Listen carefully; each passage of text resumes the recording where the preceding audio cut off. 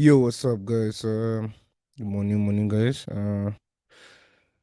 So today I'm just gonna be going through some trade analysis of the setups I sent to the group today. My voice is not really good today.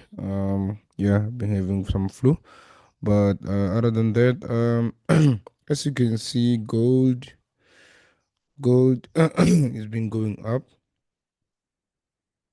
Gold has been going up. This is the 1 hour. If you take a look at the 1 hour, this is how gold looks on the 1 hour. So we had this as one of our highest highs, you know. We had this as one of the highest highs before gold changed that, actually broke through and gave us an indication, you know, that is gonna go to the upside, you know. So because this is a 1 hour analysis, I don't wanna take a look too much and then consider that this might be some kind of an indication for sales, because if you're gonna look at it from that point of view, obviously it will make sense, because you have, your high. You may take this as a high, this as a low. It's a higher, also higher low, and then as a lower high, lower low, probably lower high, lower low, so that's what you might think. Okay, maybe gold is selling because maybe it broke this low, but we might be having some sort of a similar situation like we did here. If we look at the 1 hour, still the same thing happened. We broke the lows, went, as a kind of a correction, another lower low, and then went back up, and then shoot back up. You understand? Created a new high. But when you look at it from a 4 hour point of view, you can then see that, this could have just easily still be part of the indication. So this kind of candlestick were just part of the indication. So this might just be a correction instead of an indication, but a correction to the downside before the market actually starts to push to the upside. You understand? And give us a new higher high. You understand? So that's what I'll be looking to get from this trade actually. Getting those, being friends with the trend and getting those entries. So we will be obviously be looking to take our buys um from this level, from this support area. So because I see that we've had, buyers coming in on those, on that level. Actually, we had some sort of consolidation happening here, but we had buyers pushing the market. Even the impulsive move to the upside came from this level. Also here we had buyers pushing the market. Also some sort of, this also as part of that.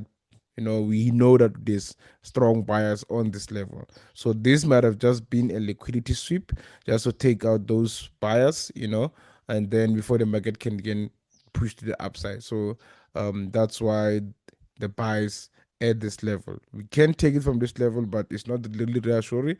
As much as we anticipate that this might be a liquidity sweep, it may just continue to go back down, and then give us a change of direction overall.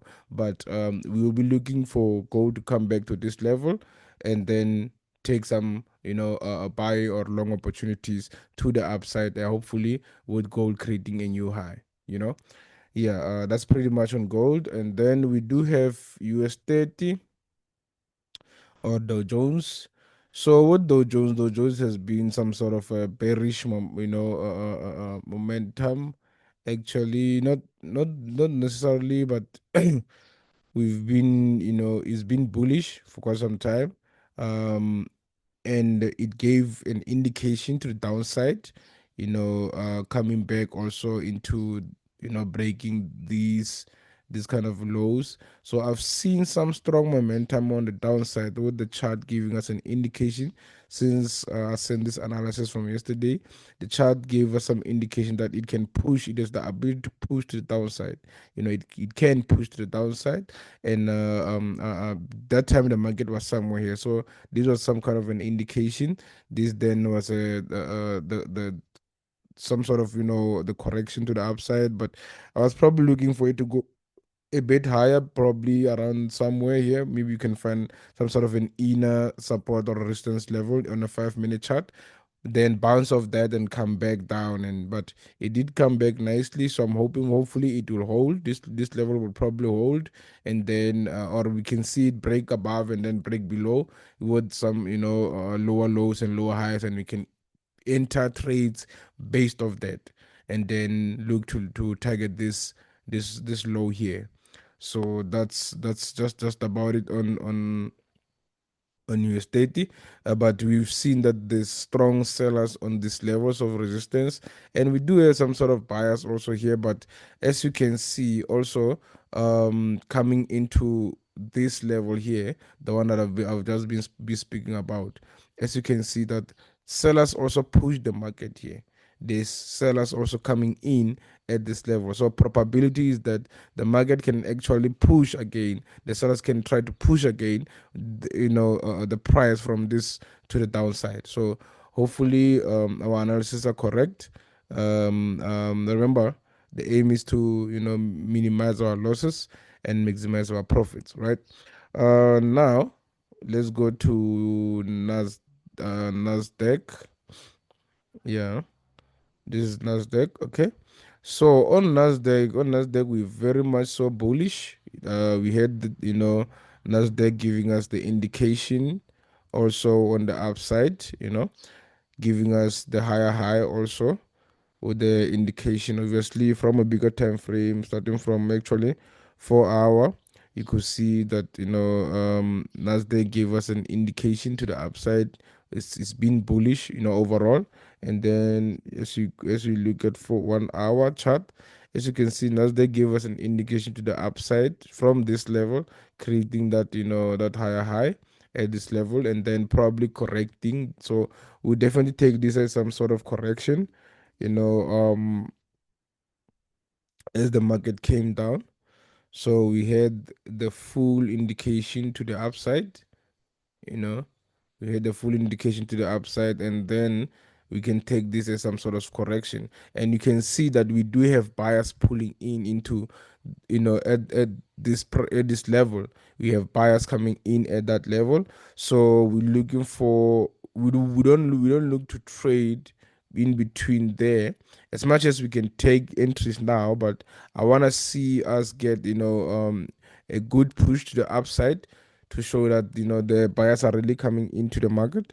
As you can see, we had some good rejections here, but we don't have much information even on the 5 minute.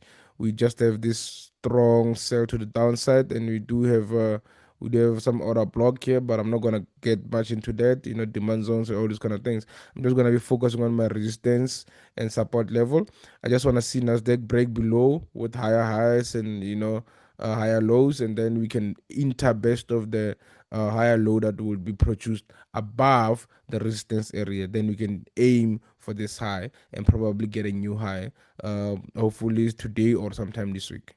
So that's pretty much ICC trading for you. So I've just been simple. You mark off your support and resistance areas, understand where your buyers and your sellers are sitting.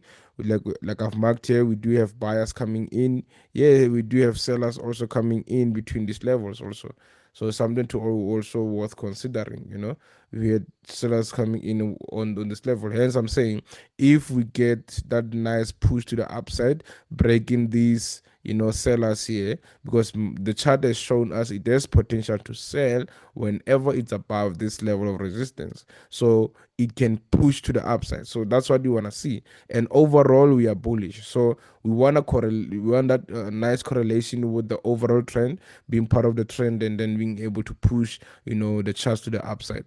All right, so that's pretty much for gold and Nasdaq.